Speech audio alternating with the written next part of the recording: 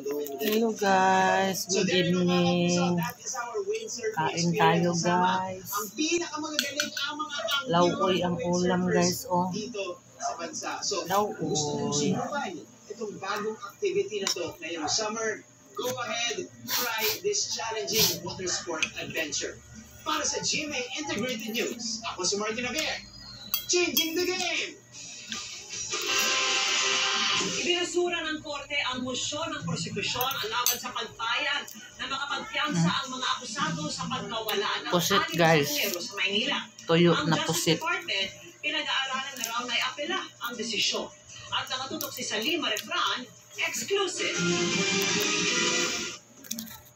Denied for lack of merit ang motion for reconsideration ng panel of prosecutors na kung may kwestiyon sa pagpayag ng Manila RTC Branch 14 na makapagpiyansa ang mga akusado sa pagkawala ng 6 na sabongero sa Manila Arena noong Enero 2022. Sa pinumpahin ng desisyon ng korte, sinabi ng korte na wala raw itong nakitang dahilan para makumpinsing balik na rin ang naunang desisyon.